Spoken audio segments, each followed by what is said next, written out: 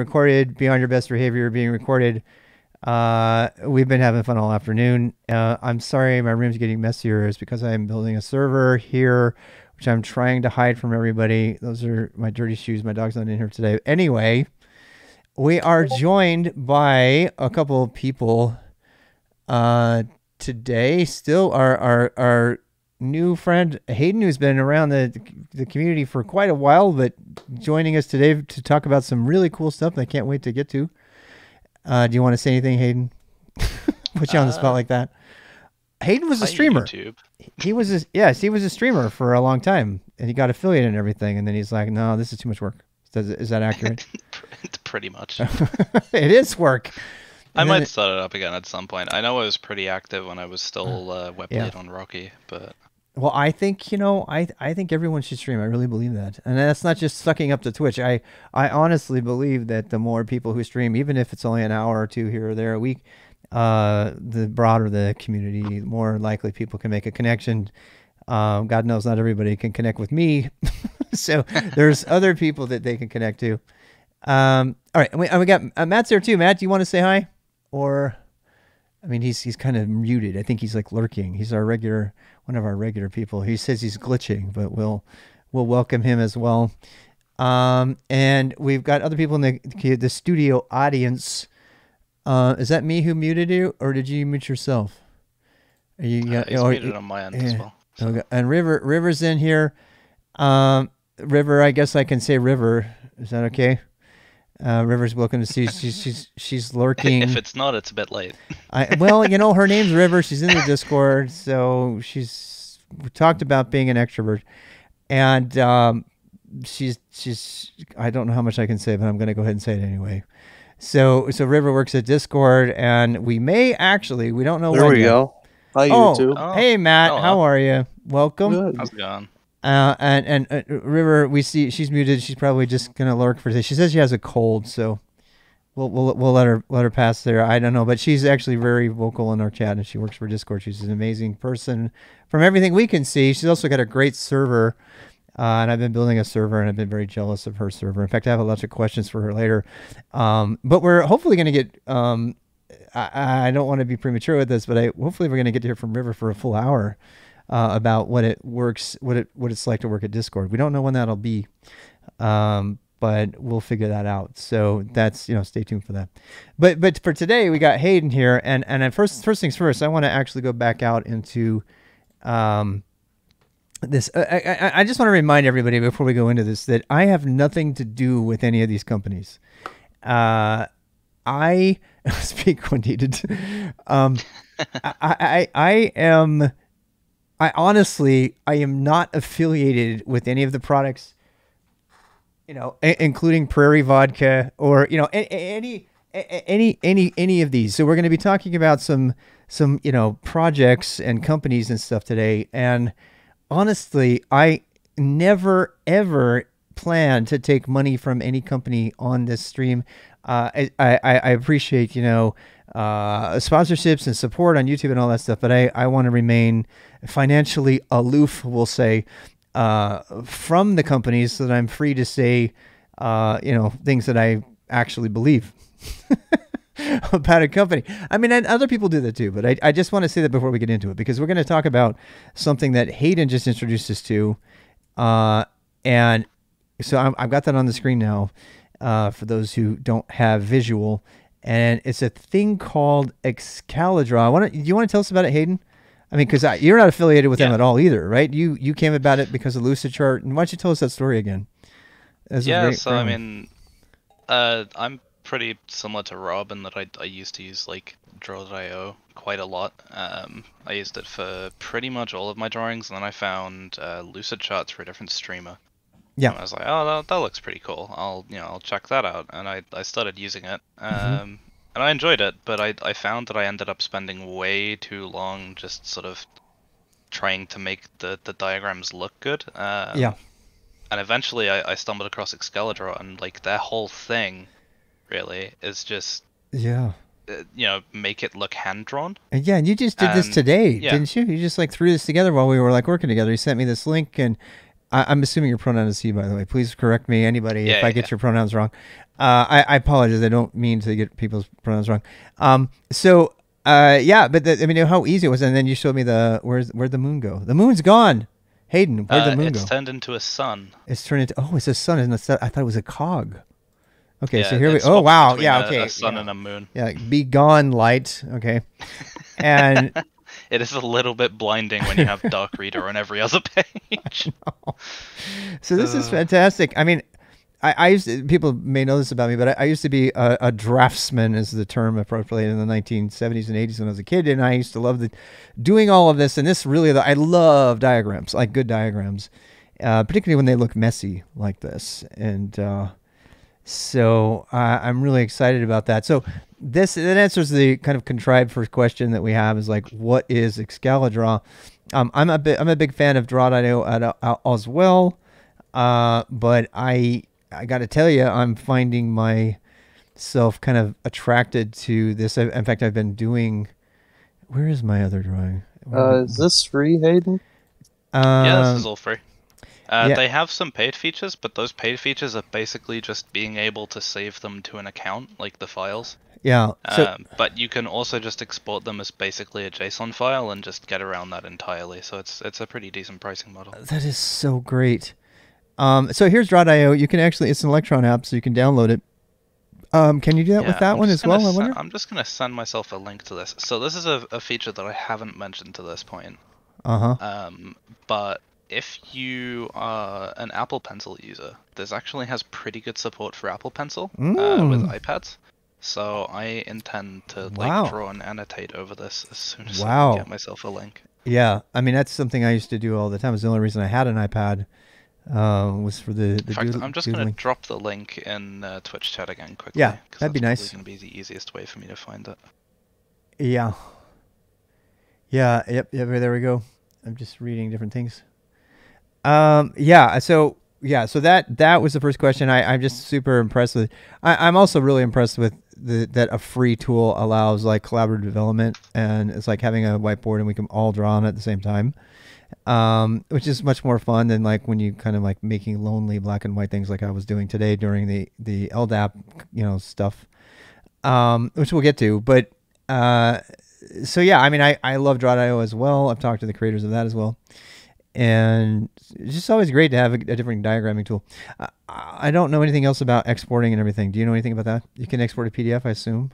Save as image. You can export a PNG or an SVG, which you could then put into a PDF. But if you want to export this to edit it later, so the one that you're hovering over on stream at the moment, it's a canvas. It's an HTML canvas. To image. Yeah. Okay. So that anything one is saved to image, but the one to the left of it is export, and that lets you basically save it to disk or get a read-only link, or export it to the paid account if you've got that. That's amazing. So that's crazy amazing. Yeah, I can just draw right over my drawing. With my Apple Pencil. That was your Apple Pencil? That was your pencil? Yeah, this is wow, it's all me fancy. Using my Apple Pencil. Oh, you're fancy. So, I want that. I got to make that happen somehow. I have it because keeping track of all the different notebooks I had was so difficult. I know. So I got myself an iPad Mini and an Apple Pencil, and it's great. It has replaced paper for me entirely. Oh yeah, me too. And for a long time, I do like old-fashioned whiteboards. In fact, we had kind of a fun IRC excursion to go buy my whiteboard because I was going to do some diagramming in front of the camera.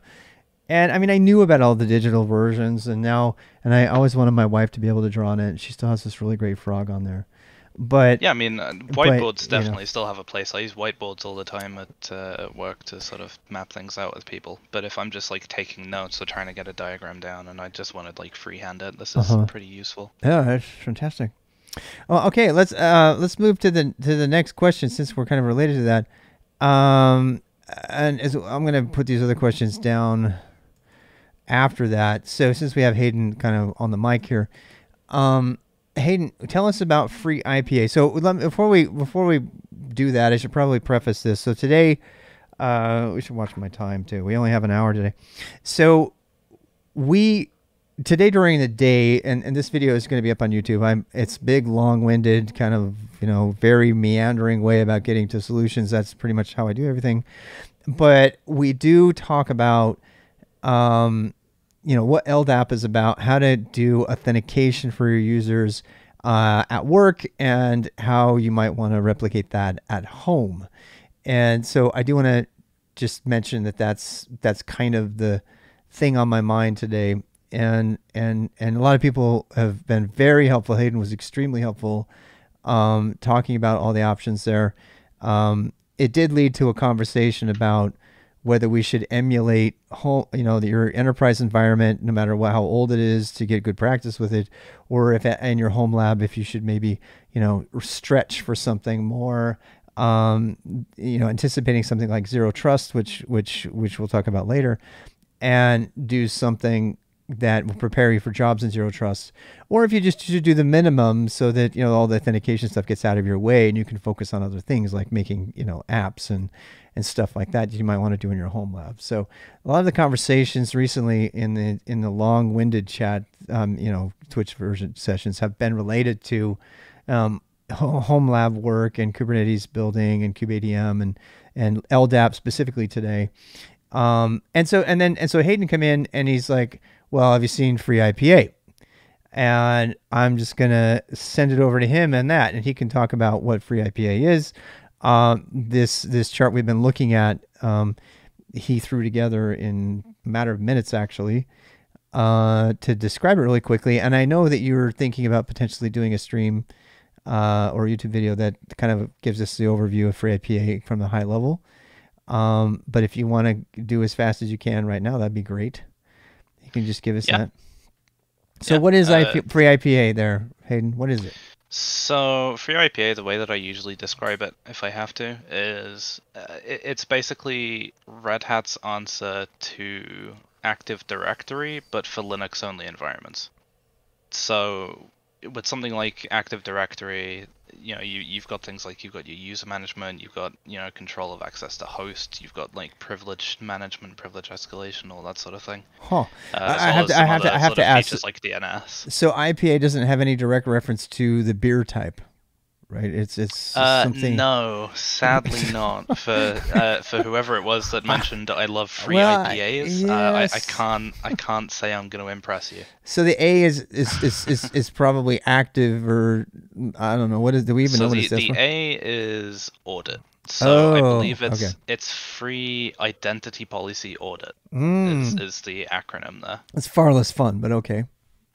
It is. It is. Yeah. I'll always remember it. There's no way to forget that though. So yeah. Yeah.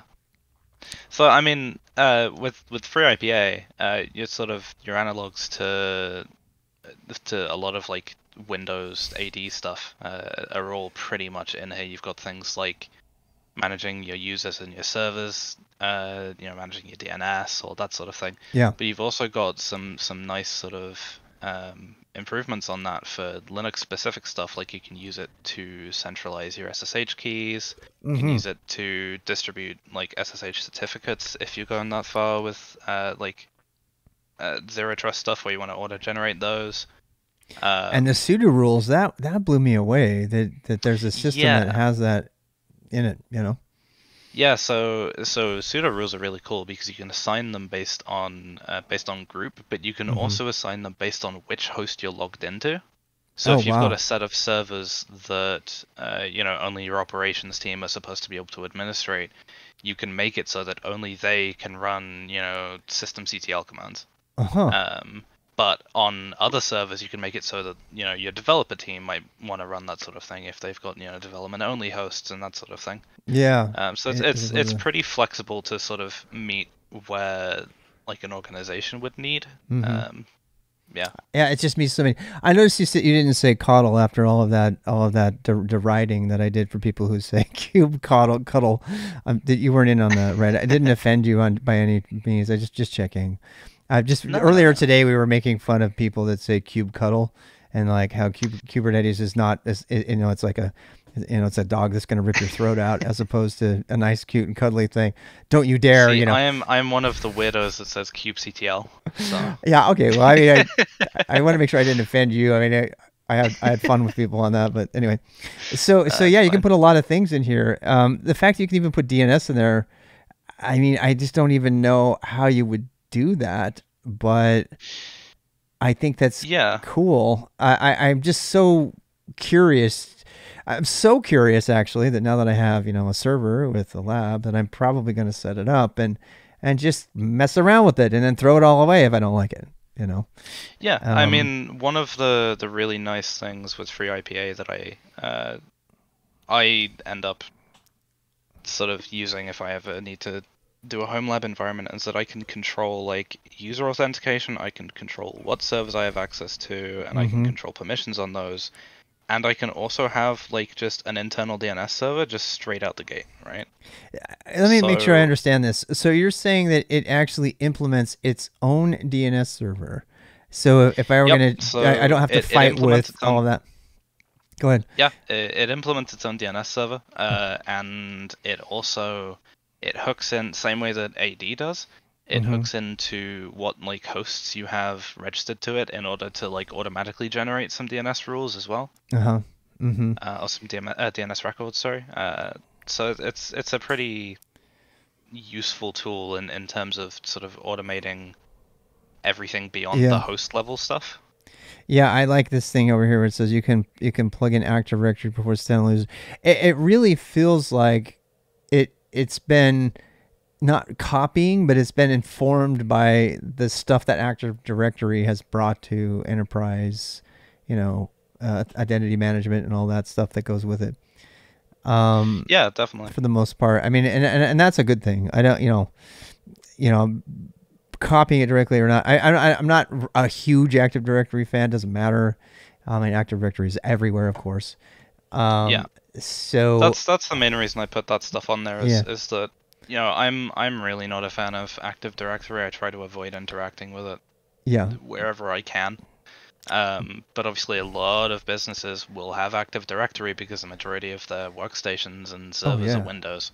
So being able to like reduce the operational overhead of managing like two different sets of users is like pretty beneficial to a lot of people.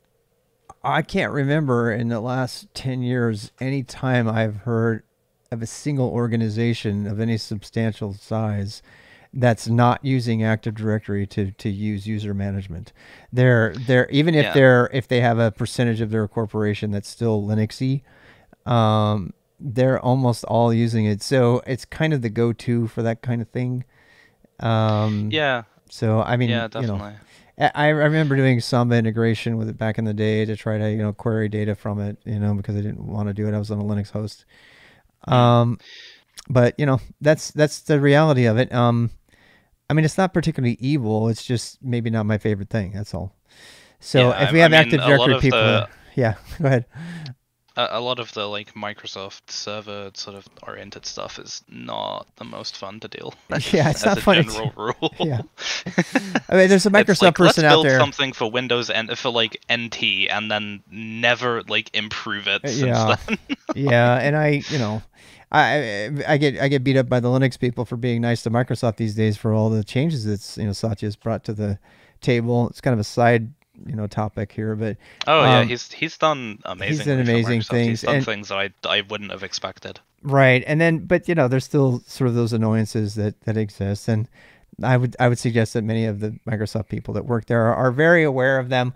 I don't want any Microsoft people to feel directly attacked. Otherwise, don't worry, I'll troll you. You know, another day. I have fun with people, but yeah. Thank you for that brief introduction on this. I do think that. Do you have anything else you want to say about that before we wrap up? I mean, there's a lot of like moving parts to get into and understand. But I think this is a good. I mean, we know it exists now, kind of thing. You know. Yeah, I mean, I don't think I have anything else to add in terms of explaining FreeIPA. I'd be happy to do like a more in-depth thing. I've been trying to sort of mind map that out to contribute to the Rocky Docs on sort of explaining that and you know, doing a deployment tutorial. How do you so let me ask a couple questions that are selfish. Do you if I want to start using this, do I install FreeIPA first, or do I install OpenLDAP, or does it have, does it have those layers to it?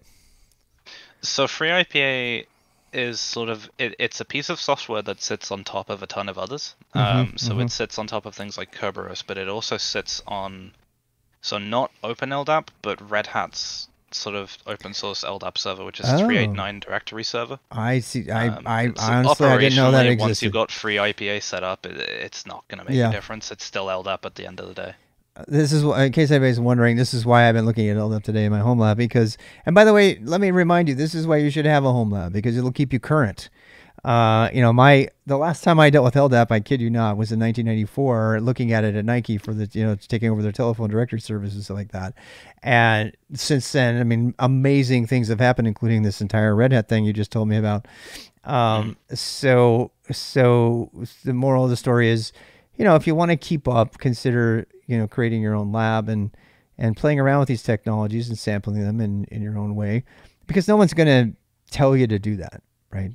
They're not gonna, it's a way of keeping up and keeping current. And then you walk into the job when you say, hey, I know what Red Hat LDAP is, so I might actually even look at that, because I have been putting Red Hat on I'm glad you mentioned it, because I've been putting Red Hat, on my lab as my base, OS, Rocky specifically. And I think you're a big Rocky fan too, right? I think you might have been one of the ones who was promoting Rocky over Alma, for example. I don't know if we want to go there. Yeah, I was the web team lead for about the first year of the project, I think. Probably about 7 months, actually. Oh, for the Rocky project? Yeah. Oh, that's impressive. Yeah, that's fantastic. Yeah, so I was in charge of dealing with the sort of branding and design stuff for the project, and I was also in charge of setting up the websites and documentation sites and that sort of thing. Oh, that's fantastic. I love people that are ambitious and awesome like you. I mean, because then we all benefit from it. I think that's amazing. And I am very much a Rocky convert. Het Tennis, in case anybody knows, I'm going to shout out to Het again. Het, are you out there? Het is one of the few other streamers on Twitch who actually focuses on virtual environments and building them up, and he's the one who turned me on to Rocky from Alma, given the whole CentOS drama.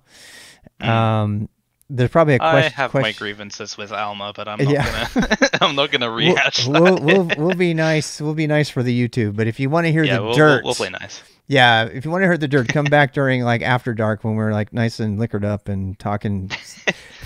Yeah. I'll have a drink and I'll spill the beans. It'll be fine. Yeah. Hayden, thank you so much for that. I got a question for you, Hayden. Do you consider yourself an extrovert? Because the whole streaming thing, that was the extrovert introvert thing. Did that affect you? I think for me it was just the ability to,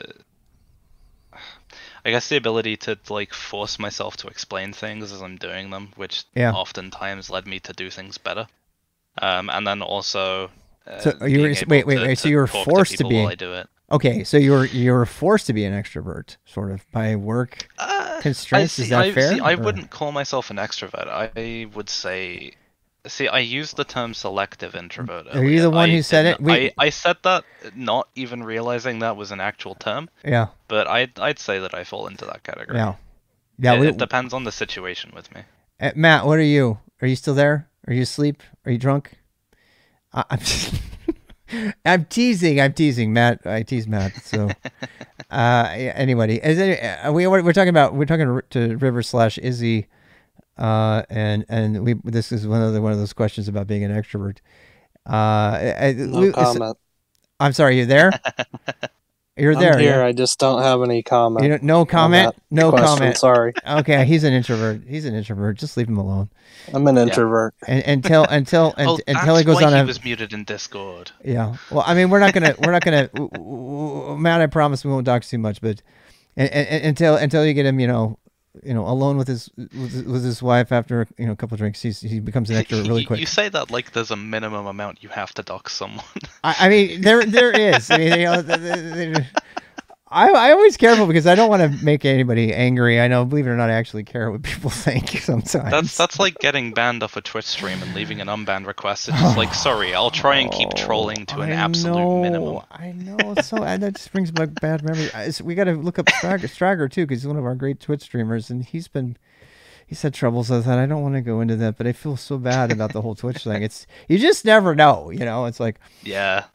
But they question about whether you're an introvert or not, and so this term selective introvert came up, and I'm like, am I possibly a selective introvert? Because I have to be around a certain type of person to really open up, But so like, I'm not gonna lie, I pulled that term out of the air. I'm really? in a community, because obviously I mentioned I play VR earlier. I'm in a community for the hard of hearing and deaf people, and one of the terms is selective mute, which is it's basically a number of factors can contribute to it, but it's sometimes you're unable to speak, sometimes you can, is how it sort of boils down at a uncomplicated level. So I was like, selective. That kind of fits.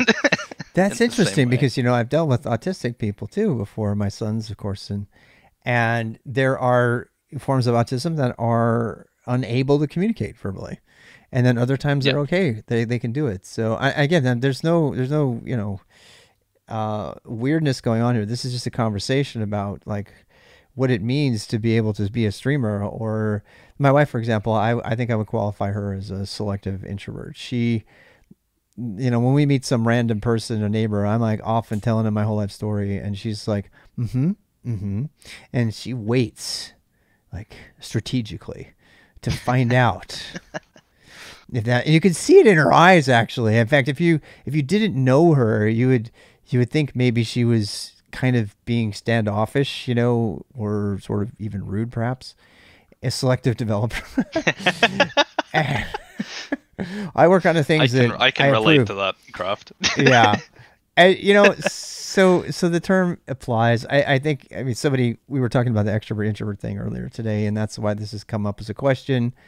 I think after hearing the definition of extrovert, I think I definitely qualify, but I don't, I easily ban and remove people from my circle if I don't like them. Twitch streaming is perfect for me, as I've said before, because I can just turn people off, or I can turn. I know it's so mean to say that, but it's, I don't want to be an extrovert in front of a ton of hecklers or a ton of like people that would be particularly mean or something.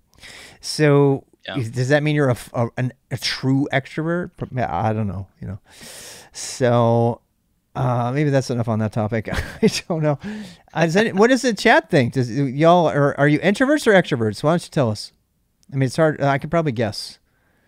I could try to guess on some Twitch of them. Chat, so. Yeah, it's a Twitch chat. I know. Well, my disc assessment said I was an introvert. I'll chime in just because you're asking. Yeah. But yeah. Did you do one of those like Myers-Briggs things? And it said you were an I. It said you were an ING. Disc assessment, DISC. Oh, I don't know that one. It's something I got to learn about. Maybe it's better than Myers-Briggs. But I see River's not muted.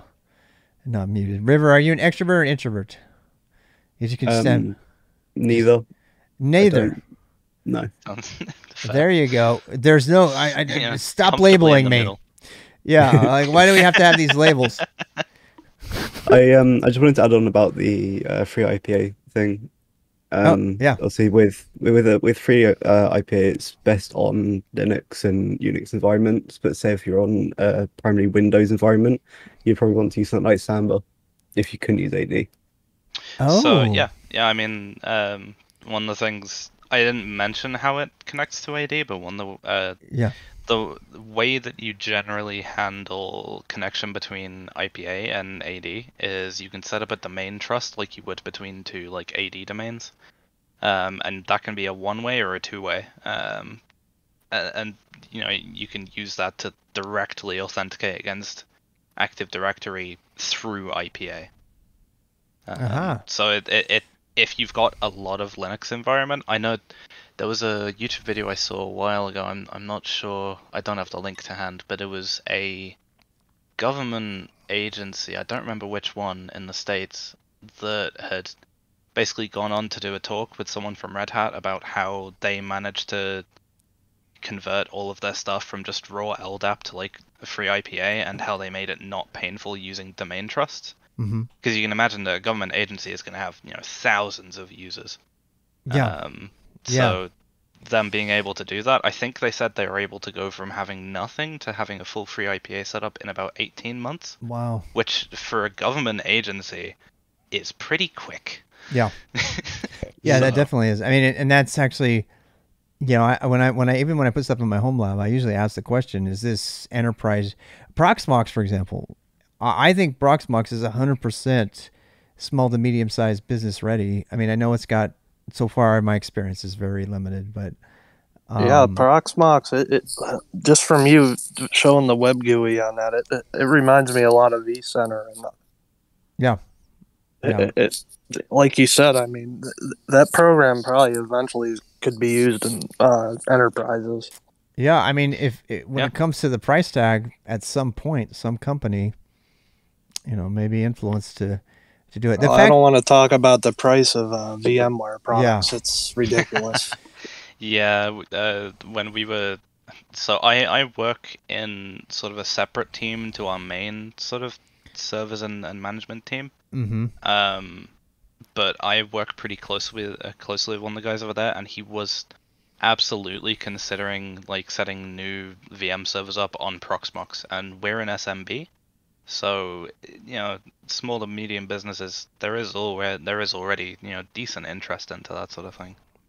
Yeah. Well, I hope that more people look at it. I didn't mean to throw the Proxmox thing in here, but the FreeIPA Proxmox thing is on the. We're talking about it all the time, every day. I'm gonna have Proxmox on the screen all the time. Today I realized that how useful. I'll just say one thing about it. Proxmox is for streaming, because when you stream, you need to be able to stream other machines, and, you know, like whether it's Kali, because you need, you know, Burp Suite to test, you know, a penetration test or something, or even, you know, you want to show Windows and how it's, you know, how this thing on Windows 10 is busted. It seems to me so far that the VNC or the Spice integration with it is going to be very useful for streaming, because then I don't have to, like, you know, deal with like video capture across the board and stuff like that. So a little bit of a selfish thing to talk about, but I'm really loving it so far. Whether or not that would have been available, I mean, let me ask you, Matt. Do you know? I mean, I know, Matt, you've had experience with vSphere a lot. Have you ever been able to use vSphere's web integration as a graphic user interface? Is anybody out there in Twitch land used it? Yeah, I don't even know if it's possible. Yeah, it's possible. So it's similar to like you're doing. All right. Well, that's cool. Like I said, it reminds me a lot of the same sort of ideas. The same sort of ideas, you know. Yeah. Interesting. Yeah. All right, so back to the extrovert question. So we have mentioned the Myers-Briggs, and LBG in true form has given us the quote here on Twitch. Though the MBTI resembles some psychological theories, have been criticized as pseudoscience and is not widely endorsed by academic research in the psychology field. Yeah, so the Myers-Briggs test is actually based on a sort of game at one point, and it's still used a lot, but I don't want anybody to think that we put too much, you know, credence in it. Unfortunately, HR departments do. I'm sorry, you're the wrong type. You can't work here. They do. Sorry, I'm gonna need you to take this personality test. Yeah. Sorry, can't have the job. Sorry, buddy. Yeah, and even the IQ test was like a dinner game at some point. It was not just, anyway. But we won't go into that. What other fun things can we talk about? I was asked a couple of specific questions I'll try to get through quickly here, since we have 25 minutes still. What specific job titles does SKILSTAK Boost 22 prepare you for? It's like a shameless plug for the beginner boost on Sundays from 2 to 6 every Sunday. We are going to get into some Go coding, not next week. We're going to do Git and GitHub next week. We're going to get after the, Go coding after that. But I get this question about job titles all the time, and I do have a page prepared for this. I believe it's still RWX Rob Jobs. If I can't get to it on the first hit, I'll just skip it. But if it's, We did have to make a consideration. Here it is. Okay, so rwx.gg/jobs. These are not jobs I'm offering, but these are the jobs that were used in quite a bit of research that I did to identify the fastest growing, and this is according to the American Bureau of Labor and Statistics. These are real stats. I actually think that statistics are more interesting when you look at how the statistics have changed year to year, which I don't have, as opposed to the current numbers from the Bureau of Labor and Statistics. You can, of course, go to Indeed or any other number of places to get a sense of what people are paying and where the jobs are in the job market. And since, the primary goal of the stream has always been, oh, Striker's back. Nice. We have to rate him after this. Since the entire goal has always been preparing people for, for these types of jobs, I had to kind of like isolate what was the boost going to target, and so these are the jobs that this is the growth rate according to them. So security analyst, 32% growth rate in 2021, software developer 21%, computer information research science 16%. I think that is the closest thing to a machine learning engineer. There is no title for machine learning engineer in the BLS statistics. Web developer is 13%. I happen to think that this number went way down. It was at 20 something before, and software developer was like at 18. And in 2021, the number jumped up in software developer. I haven't looked at 2022 numbers yet. And the software developer job went up a lot. I think what happened is a bunch of web developers reclassified themselves as, software developers, which they are. I don't know why they have to make that distinction. There was another category called programmer, which is like 5%, and they draw the distinction there. That's somebody who's told what to do, go code this for me, versus somebody who's thinking creatively about what needs to be developed. That's what software development is about. That one is usually defined over here as that's the role of the software engineer, and software developer is kind of what that said for programmer. Yeah, and I was just gonna say, I harp on this all the time, but there is no such thing as a software engineer in the BLM statistics. They call it a software developer for that reason. So the common term, if you're searching for the job, is going to be software engineer. Unfortunately, I don't particularly like that term, and I've complained a lot about it. I won't get into why right now, but software developer, software engineer, either way, seems to be increasing pretty rapidly. Web developer, I think it's interesting that web developer, according to the statistics here, says that 73,000 median. Let's read the salaries again. And let me finish the titles and then I'll come back. So the site reliability engineer didn't have a posting, and IoT embedded developers did not have a posting. System administrators did, but it's only a 5% growth rate, which I find misleading, because if you add cloud native engineer to that, I guarantee you it's up there around 30%, but there's no stat on that, according to this particular source. So according to this particular source, the fastest growing career is security analyst, period. And the second fastest growing is software developer. And the other ones are stable and everything. And let's talk about salaries. So salary, according to the United States, median salary for security analyst is 99,000. It's 100,000. Software developer 105, 106-ish. Computer information research scientist is 122. But look at the years of research here. So is education bachelor's, 4 years of school, 4 years of school for analyst and developer. Computer information research scientists are 6 years of school, so they're assuming you're going to get a master's on that. Web developer, they only say you need 2 years. So, and I used to use this as a justification for teaching web development to everybody, and I still believe web development is something everyone should learn. I do believe the web job market is glutted right now. There's just a lot of people that have gone through boot camps and stuff like that. They're looking for jobs. It's still, if you go watch Learn with Leon or any number of other amazing people that will go over this, they can get you a job as a web developer if you want. And so that is on my list, because at one point I wanted the boost content to include, the initial stepping stones to get to web developer. But strictly speaking, you don't need to learn to code in Bash to become a web developer. You don't need to learn to code in Go. I think you do if you want to be a full stack web developer. So that gets back to the question, what kind of titles am I going to be qualified to apply for after I've, sincerely put the work in and done my 10,000 hours or whatever, and listened to all the boosts and went through it and everything.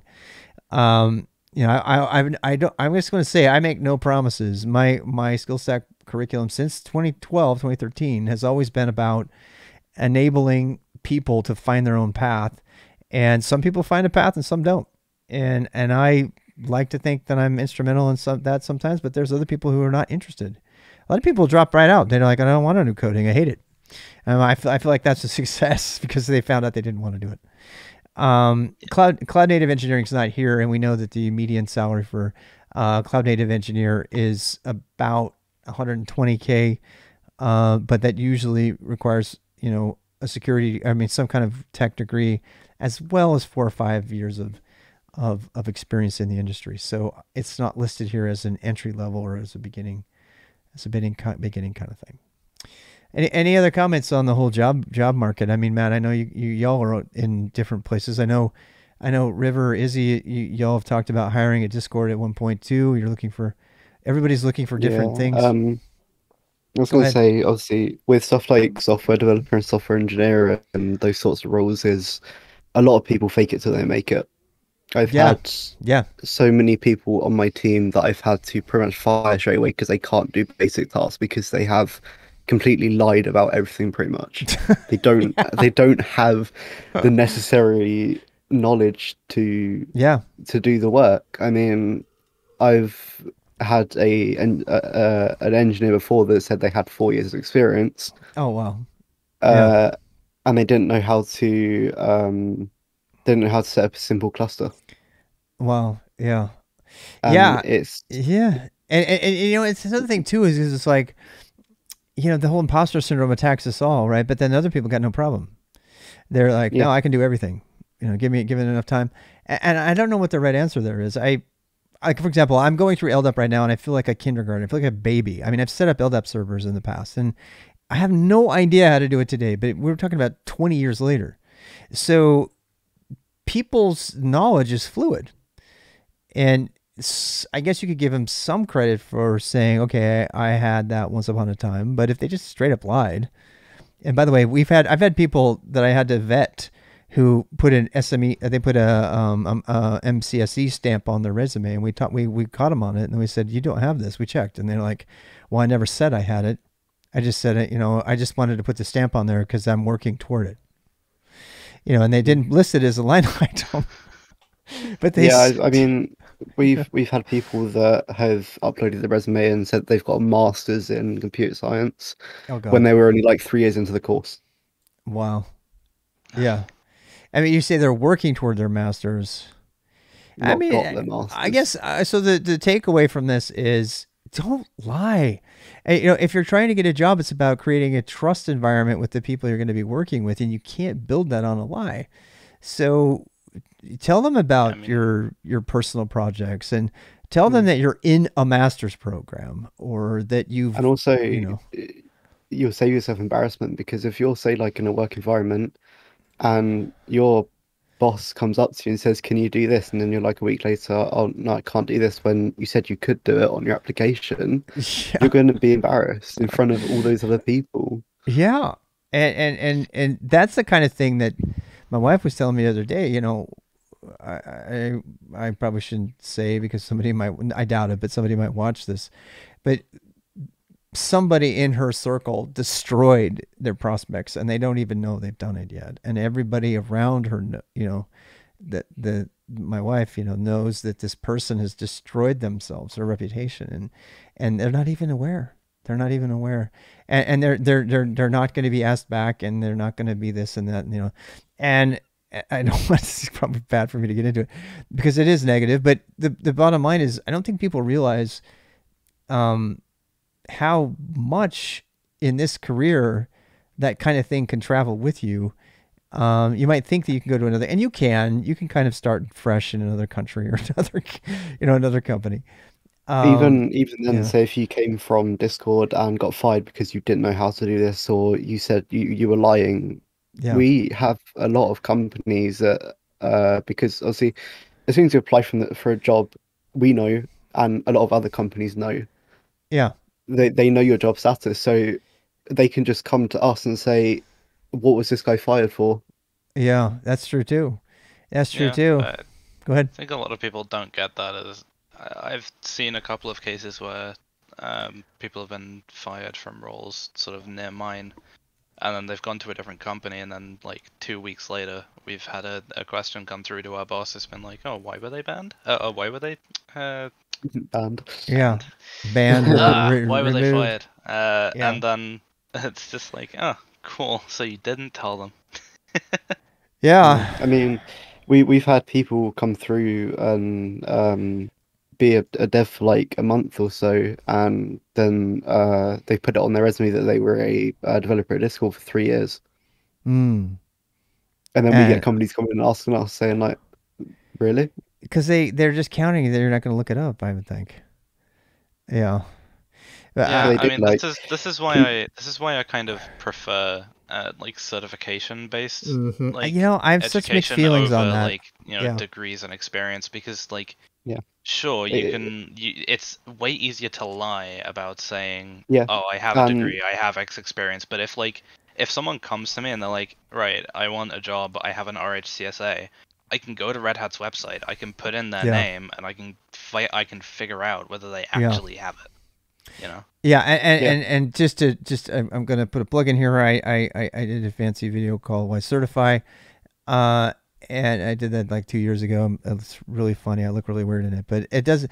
But the content is the same. I mean, some careers like y'all are in operate. I mean, definitely on the operations side of the spectrum, and I think operations definitely lends itself more to the certify sort of thing. But if you get on the other side of it, like a Java developer, certified Java developer, but you don't have any Java development to show, um, it's kind of it's a tough question. I generally think I've changed my opinion on this in the last couple of years, talking with people on Twitch, actually.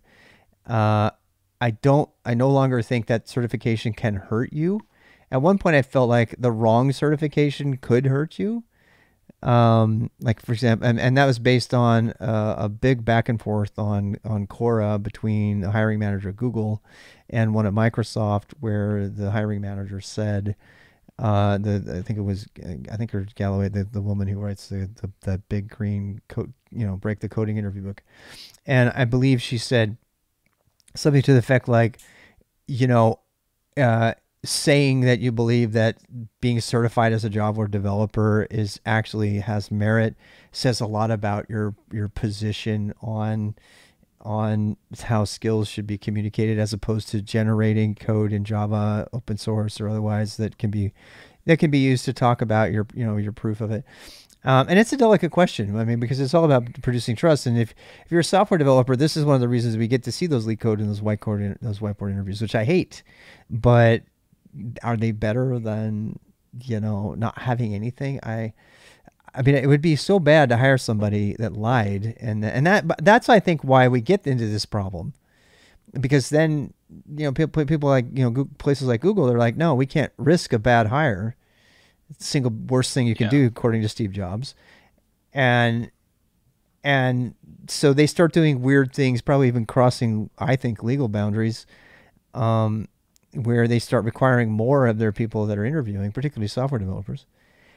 And then we all get, in trouble, as opposed to just having someone look at your work over time or something like that. I don't know. It's a complicated question for sure. And I do think the certification thing helps. Now, I'm also like totally terrified of certification exams, because I take tests horribly. I always have. The pressure of the situation always causes me to fail. No matter how good I am. And it's really sad, because it's always been my lot in life, to go through that. I mean, and it makes me a better person though, because I'll end up becoming, I'll be like the best, Russian speaker in my entire department, because, I'll get high grades and everything, because I'll not do so well on X or Y tests, but everything else, I really, really, it just kind of feeds into the imposter syndrome, makes me do better. So I love Chris Nova's story on this too, by the way. If anybody doesn't know Chris Nova, let me shout Chris out. I don't know if Chris is watching. Fantastic streamer. Yeah, she's amazing. And she's a big part of the Kubernetes. And did I spell it right? I don't think it has an underscore in it. I think it's all one word. Yeah, that's her. Okay. Chris also has a Twitter feed, and I happen to know from reading her Twitter feed that she interviewed for Google, and this is her own statements in Twitter, and that she didn't get it. And then she went on to do amazing things anyway, because she didn't have a formal education. She went on. She's currently learning Rust. There's nothing wrong with learning Rust. Nothing wrong with learning it. I've already told everybody. People slam on me all the time for being anti-Rust. You can learn Rust. Some of my best friends have learned Rust. But if you want to be relevant, and she already is, then she's also doing a lot of kernel development and fuzzing like a Mozo and other people. So and other things. So yeah, that's fine. But she's doing amazing things. She's written books. She's become kind of a leader in the Kubernetes space, in the cloud native space. And so for all of that, all of those reasons, she doesn't really have to put a lot of weight in the fact that Google said, hey, you don't have a formal degree, so you don't matter. I believe Google's probably changed their position since then as well. They've come out and done affidavits saying they don't need formal degrees in order to be hired. So is IBM, by the way, and stuff like that. But you do have to have a tattoo, right? So that was my failed attempt at a segue into the last question here. So so the last question is, what are you your must have a tattoo in order to get into our workplace. A specific to get through tattoo. the door, let alone get a job. I know, no job for you. What are your so somebody asked the question yesterday, actually. What are your thoughts on beards and tattoos in the workplace? And I think, what do you think about that? Yeah, so I'm just gonna say from being able to hire people at Discord is that we don't mind it. We're very open to you being who you are. We're not, we're not like, oh yeah, just because you've got a tattoo here and tattoo, you can't work here. We don't care what you look like. Yeah, you're human. You're human, and that's all. And you can produce, and you're good to go, right? And I think that's how it should be. I really do. I personally, yeah. Any other thoughts on that? I get it. Say if you're like working in a food industry, etc. A beard or tattoos may not be very. That's true. They might not work very well with that sort of industry, but yeah, nobody wants my beard hair in their food. They don't want my beard hair in their food. They definitely don't want that. But in the development industry where you're working at a computer, it's not okay to discriminate just because you've got a tattoo or a beard. That's true. Yeah, I mean, at the end of the day, you work like at your job to do good work. Right. Especially in something like tech, you don't work in your job to be told to look a certain way. Yep. I don't think you do either. And that's actually one of the things I think that we're seeing. I mean, I have opinions on remote work, obviously, that I've expressed before, but and this is an interesting thing because Discord is very much you support remote work, but you're very much about being present. And I can't wait to talk to you about that part of your culture. We support it, but you can only go remote if you really know what you're doing. Right. For our remote jobs, we require a very good understanding. We can't just go hiring people that are remote and that don't know how to do anything, because that puts us at higher risk. Yeah. And I cannot wait to talk about that. That's we don't have, we can't just send a supervisor to your house to supervise you all day while you're working. Yeah. You have to be trusted by us. That's why we don't like having new hires as remote. We would prefer to say have one of our 3-4 year employees to go remote instead of having someone new. Yeah. And I'm going to do everything in my power to avoid talking about that question right now, because I want to give it a full there's tools hour. that watch too. What's that? Yeah, there's tools that watch you. There's. I was on a project this year. We implemented our first Red Hat server, and this specific application is installed on our work from home user machines, and it literally watches everything. So that. I mean, work from home's the new norm. Session logging? the session logging stuff? The name of the software is called WorkIQ. So an agent gets installed, and then it sends it back to the Red Hat server, and then it has a nice web GUI for managers and such to view their employees' work. Their work history. It puts it in a nice graph. How much they've worked and not worked, and yeah, that's one of my big projects this year. Yeah, but even then, in a coding environment where we're developing software, is that we can't, just due to laws, we can't track every keystroke. If someone puts malicious code and then pushes it and then we miss it, that's it. Yeah, they could It's not a keylogger. It's more of an application. Like, say I was in Word for 20 minutes sitting idle, it'll tell you. Mm-hmm. Yeah. I mean, we have stuff like that, but it's more around the fact of that we can't risk having malicious code being put in our code base. Yeah. No, for an app as large as Discord, that definitely makes sense. And especially as employees can only use their work accounts inside of work, we can't track that remote. Yeah. So God, I got so many questions, Izzy, about work at Discord, and we'll look forward to I'm gonna say a full hour hopefully this week with you on that. I'm literally like biting my tongue here because I have so many questions related to that. Because this is something, you're a great company to represent, because whether you do it officially or just talking as an employee, because you have values that are so openly dedicated to helping one another, et cetera, and it comes across in your recruiting video, which full disclosure, I've showed everybody for years because it's such a great example of the kind of work environment that attracts particularly young people. Yeah, I mean, especially with us, we have a very strict policy about a lot of things. I mean, stuff like harassment or bullying is an instant termination. Yeah. And we just don't support it whatsoever, and we don't support seeing other people as say if they can't do something, you're not to go up to them and say, oh yeah, you should know how to do this, you should help them, not beat on they can't do that. And it's I like that. I like that type of environment. That's what I work in right now, and I love it. You're not looked down upon when you don't know how to do something. Yeah. That is one of the advantages. There's nothing worse than being new to doing something and you've been doing it for a few weeks, and then someone comes over and is just like, well, why don't you know how to do this yet? There's just nothing worse than that.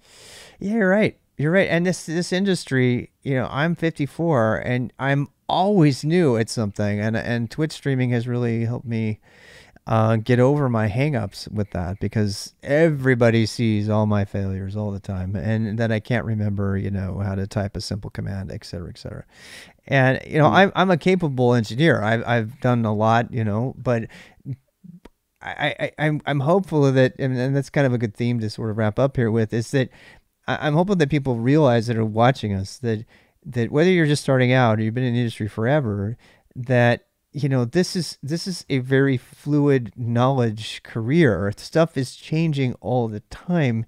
You're always going to be learning. The only bad thing is you're never going to know it all. Yeah. It's not going, or if someone in the field tells you that they know everything, they're full of crap. Yeah, and you should run screaming from them, because anybody, it's the people who present themselves as the all-knowing authority, and God knows I have opinions and I come off that way sometimes, but it's usually because I've spent a lot of time with a specific thing, and I'm like, okay, hear me out. Here's why I believe this way, even though the conclusion was kind of curt and annoying. But I'm at least going to explain to you why I think that. But if you don't do that, if you're not researching, if you're not learning and exploring, and you're content to sit on your laurels and glide through life at IBM, there's a lot of people at IBM who do that, and good friends of mine actually, and that's not okay either. So I think that the takeaway is that we need to produce trust. We need to be trustworthy that our work is multifaceted. The whole remote thing, I wanted to get into the whole question about like, well, what about when I go for a walk and I take my notebook with me and I spend the entire 2 hours hashing out an algorithm that's not going to be recorded anywhere? That kind of thing doesn't fall within, purview of like, remote watching things. But if you're not doing it at all, then, that's not cool either. So yeah. I just wanted to follow back quickly with people saying, "Oh yeah, they know everything." It's like I've been in software development for 15 years, and I wouldn't even say I know 5% of it. Yeah. There's so much. I mean, if you just take the data structures and algorithm stuff, which I'm always like, you don't need that, and then I'm like, okay, I want to write my own Markdown parser, and I was like, these node trees are pretty interesting. It's like, man, I wish I had learned that. Oh wait, I can learn it still. I don't have to think I have to know everything. So on that note, I'm gonna go ahead and thank everybody. We're gonna wrap up for today, but thank you so much for being here, our guests, to Hayden and River/Izzy. Do you have a preference, by the way? I don't mind. Okay, and then to Matt, we will be nice talking to you guys. Yeah, appreciated listening in. And we're we've got a little bit of inertia here with these questions and conversations and advice things, and it turns out YouTube people are enjoying it, so thank you for the feedback there. I don't read YouTube comments if you're reading. Sometimes you do though, and I did read one the other day that said they were grateful for the participation from all the people here. So to the rest of our chat, let me go through the chat comments to see if there's anything particularly interesting that I might have missed. I think most people, it looks like they were listening today. We have some people saying, oh, that's you, Matt. You're saying you were shooting for security analysts. Yeah, good pay. Overlapping with SRE. I'm working on finishing up my degree here. I'm currently an application system analyst, so I'm hoping to branch off more into the security side of things within the next year or so. Yeah, that's definitely a place to go. Let's see. Peneric says, you unified the development environment in order to keep track of tasks. Are you talking to me or somebody else? And then, join the team links. Join the team link to the JP Morgan CEO. Jamie told both the clients there's a chance the U.S. is heading into something worse than a recession. Well, it's not quite a question. We'll have to say that for another day. By the way, the short answer there is the best way to prepare for this is to keep your skills up, especially in tech. And I weathered the .com bust because I went into operations having been a developer. And so if you can straddle that fence, the money goes into keeping things running when it gets tight, and then when there's lots of money, it goes into making new crazy stuff like whatever. And if you can hop over that fence back and forth. So don't just say you're an operations person who doesn't code. Coding is for developers. And don't just be a developer who says, oh, Linux and operations and LDAP is for operations people. You should, I know that's a lot to learn, but I think you should straddle that to some degree if you want to weather these storms. Yeah, especially if you're working in that kind of environment, it's good to know a little bit of everything. Yeah. And SRE. What if what if your issue tracking system, what if an issue comes up and it's like, we need you to implement, LDAP authentication. Well, if you have no idea what LDAP is, you're going to be lost. So right, and if you don't know how to code, go ahead. What were you saying? Yeah, I had to implement. It's funny you're bringing up the LDAP topic because I had to implement it on that Red Hat box because it needed to be domain joined to our Windows domain. Yeah, I knew nothing about it, but I was able to get it working with a simple LDAP authentication, and my Windows authentication logins work on the Red Hat box now. So nice. Me being the Red Hat shill I would definitely point you in the way of FreeIPA if you're mixing Linux with AD. Yeah, that's why I got intrigued when you mentioned that. I'm Matt in the Twitch channel, but I have a different Discord name, so it's fantastic. I'm always around on Discord. I literally have it open all the time. So if anyone has Yeah, Like, same. I'm very familiar with like the Red Hat suite now, so if anyone has Red Hat suite related I'll have questions, to I'm always around. follow you guys. Yeah. If anyone wants to ask me any questions about Discord or others, even just software development, you always just DM me, and my DMs are always open. Yeah, and I love that. That's we've got all these wonderfully like-minded people in the community here. I would be so lost without you. I mean it. I literally have this job that I currently have through meeting somebody in Twitch who turned me on to this current position. So I am not griffing here. I really, really, really love this community. And I mean it. So thank you so much. And we're going to go ahead and wrap up. Let's see. How do I get Red Hat salespeople to stop contacting me? Any question? Yeah, I'm not entirely sure I can help you with that one, buddy. I think you'll have to click that unsubscribe. Click the unsubscribe. Yeah, they're definitely a company. That's something. Full disclosure: I had Red Hat stock in 2001 and sold it in 2003 like an idiot. Yeah, I should add, I'm very familiar with the Red Hat open source suite, less so with Red Hat the company. The company, yeah. Or should we call them IBM? I don't even know what to call them now. So. No, I do not like IBM. I love Red Hat. I'm gonna draw that line. Yeah, that's how they got me, by the way. To be fair, that's the Peace, Love, and Linux campaign in, what was it, 99? That's how they got me. They did this whole huge Peace, Love, and Linux marketing campaign, and IBM like convinced me to come give them a try. It turned out it was a lie, but yeah, well then IBM bought Red Hat, and then 2 years later they killed off CentOS. I know, and not only that, but so much more. We'll save that drama for another day. Thank you, everybody. I'm gonna cut it off. Say goodbye. More drama comes off every second. All right, goodbye, everybody. Okay, so here, Bye, ready, YouTube. stop recording.